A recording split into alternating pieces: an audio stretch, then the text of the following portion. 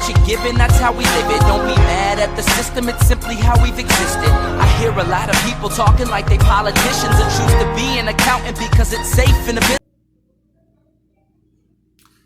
Oi gente, estamos aqui para aula 2 sobre iluminismo, seus pensadores e algumas características, tá?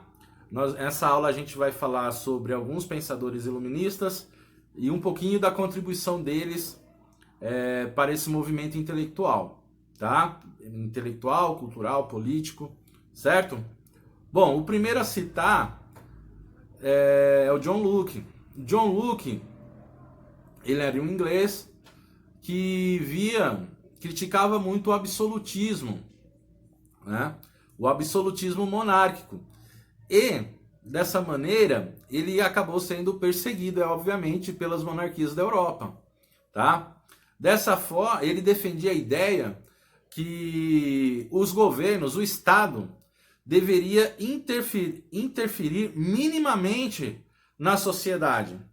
Mas quando eu falo Estado aqui, a gente precisa levar em consideração qual era o Estado que ele vivia, que ele estava testemunhando, né? Não é esse Estado que nós vivemos hoje, né? Que é um Estado democrático. Tá? Ele está falando do absolutismo monárquico, né? Então, quando ele defende a ideia que o Estado deveria interferir minimamente possível na sociedade, ele está dizendo que o Estado absolutista era o próprio Estado, como o Rei Sol, né? O que o rei falava deveria ser feito. Então era isso que ele estava combatendo, né? Defendendo a pouca interferência do Estado na sociedade. Por defender essa ideia, ele vai ser conhecido como o pai do liberalismo político, tá bom? O segundo pensador que eu separei para vocês aqui foi o Voltaire. O Voltaire também ele fez muitas críticas em relação ao absolutismo monárquico, mas também fez críticas bastante fortes em relação à Igreja Católica, a ausência de liberdade de pensamento, né? Então ele defendia que as pessoas deveriam ter a liberdade de pensamento, de escolher sua própria religião, por exemplo, né? De ler as escrituras, a Bíblia, e tirar suas próprias conclusões, né? Liberdade política, tá? Então, por isso, ele vai ficar conhecido como o defensor da liberdade de expressão, né? Tem uma frase histórica que foi atribuída a ele, não se sabe bem se foi ele mesmo que disse, que é mais ou menos assim: posso não concordar com nada do que dizes, mas lutarei até a morte para defender o direito de dizê-las, né? Ou seja, você não precisa concordar com as pessoas, mas as pessoas têm o direito de dizer, tá? O que pensa, né? O que ela escolhe como certo ou como errado, né? Só abrindo uma aspas, que a gente precisa ter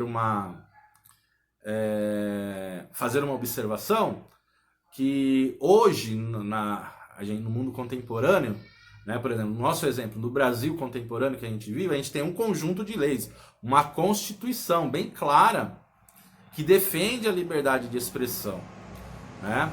Mas nós precisamos tomar cuidado que, ao mesmo tempo que nós temos direito de nos expressar, nós também temos alguns deveres como cidadão, que é, por exemplo, não ofender ninguém, não inferiorizar nenhuma pessoa para querer impor o seu pensamento, né? Então, a Constituição brasileira, ela tem vários direitos e tem vários deveres, né? E, às vezes, alguns direitos ficam contrapostos a alguns deveres. Por exemplo, eu gostaria de matar fulano de tal porque ele pensa diferente do que... eu posso falar isso porque é liberdade de expressão. Não, peraí. No nosso Código Civil está dizendo que se você matar alguém, você vai preso, cara. Então você não pode sair falando isso. Entende? Então nós precisamos ter esse cuidado ao falar de liberdade de expressão, tá? Principalmente no momento atual que virou uma loucura. A gente está vivendo um momento louco, onde as pessoas falam o que querem, literalmente, e se esquece que tem deveres perante a Constituição. A vida vem em primeiro lugar, então você não pode defender uma ideia que, por exemplo, matou pessoas, uma ideia que torturou pessoas, certo?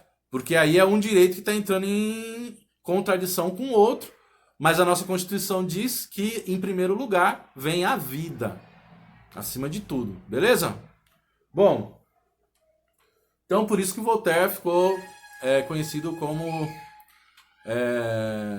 ele é relacionado principalmente com a liberdade de expressão, liberdade religiosa, tá bom? O terceiro pensador aqui que eu destaquei foi o Montesquieu. O Montesquieu, ele bateu bastante no absolutismo. Lembrando que esses pensadores aqui são lá da França, a maioria deles aqui da França, tá? Que viviam num regime absolutista. Então, quando eles falam do Estado, eles estão se referindo a esse Estado absolutista, tá? Tem muito liberal hoje que cita esses caras, mas eu falo que é que a gente fala falsidade intelectual. Porque eles citam esses caras falando, tá vendo? Fulano de Voltaire era contra o Estado, contra o Estado absolutista. O Luke era contra o Estado.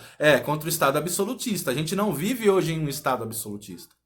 A gente vive em um Estado democrático, por enquanto, né? Bom, então, voltando ao assunto aqui do Montesquieu.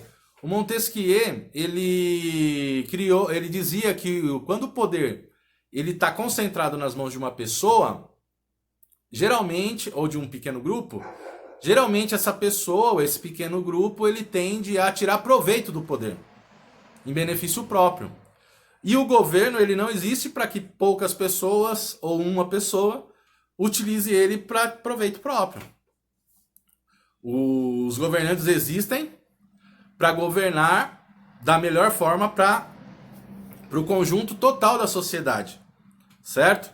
Então, por isso ele criou uma teoria, desenvolveu a divisão dos três poderes, do sistema tripartite, tá? Executivo, legislativo e judiciário, que são poderes independentes, autônomos e que devem fiscalizar um ao outro. O sistema foi criado dessa forma. E é esse sistema que embasa o sistema republicano democrático de direito aqui no Brasil. Por isso, lá em Brasília, existe a Praça dos Três Poderes, da videoaula lá do AP. Aquela Praça dos Três Poderes simboliza esses três poderes. Refletem esses três poderes criados pelo Montesquieu. O executivo, que administra o Estado. O legislativo, que cria leis que favoreçam o Estado, ou seja, a sociedade. E o judiciário, que vai julgar as contradições que ocorrem dentro da sociedade. Tá? Então é bem delimitado a independência, a autonomia desses três poderes. Nenhum é superior do que o outro. A gente atualmente vimos o presidente falar que ele era o Estado. Não, ele era a Constituição. Mentira! Ele não é a Constituição. A Constituição brasileira de 1988, ela foi elaborada pela sociedade brasileira. Tinha membros de todos os segmentos da sociedade quando ela foi produzida. Tinha desde latifúndio até sem terra, para vocês terem uma noção. Então nenhuma pessoa pode chegar e falar que ele é a Constituição. Não, ele faz parte do sistema de governo, ele representa o poder executivo, ele é uma parte, tá? Por isso que várias decisões dele foi cassada, ou pelo STF, ou pela própria Câmara dos Deputados, depois do Senado. Por isso que não tem lógica aquilo que ele falou, tá bom? Bom, o próximo pensador que eu separei é o Jean-Jacques Rousseau. Ele escreveu um livro chamado Contrato Social.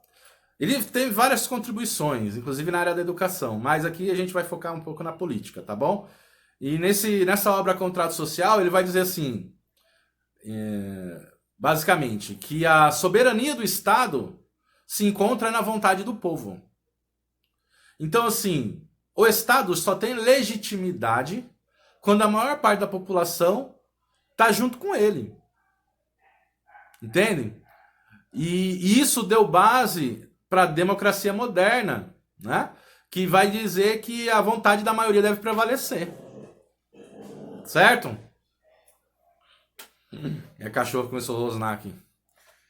E por último aqui que eu separei para vocês é o Kesney. Ah, desculpa, não é o Kesney não, é o Adam Smith, tá? O Adam Smith que é considerado o pai do liberalismo econômico, tá? O Adam Smith, ele defendia a ideia de que para o Estado ser soberano, ele deveria ser rico. E por isso ele deveria utilizar-se do capitalismo, tá? Assim, dessa forma, a interferência do rei na economia era extremamente prejudicial ao desenvolvimento da economia, tá certo? Então, as práticas capitalistas deveriam, melhor dizendo, as práticas econômicas deveriam ser livres, reguladas pelo próprio mercado, tá?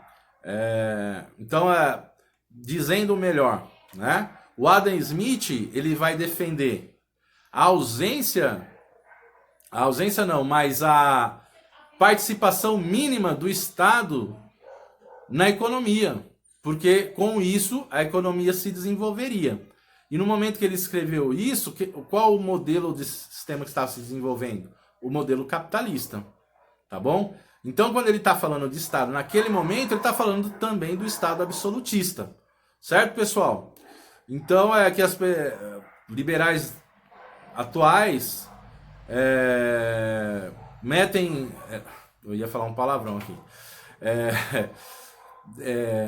Tentam minimizar o Estado com os argumentos desses pensadores liberais da modernidade, tá? Mas quando esses pensadores desenvolveram suas teorias, eles estavam falando do Estado absolutista e não do Estado democrático, tá bom? Espero que vocês tenham gostado aí e estudem bastante. Até mais. What you're given, that's how we live it. Don't be mad at the system, it's simply how we've existed. I hear a lot of people talking like they politicians and choose to be an accountant because it's safe in a business.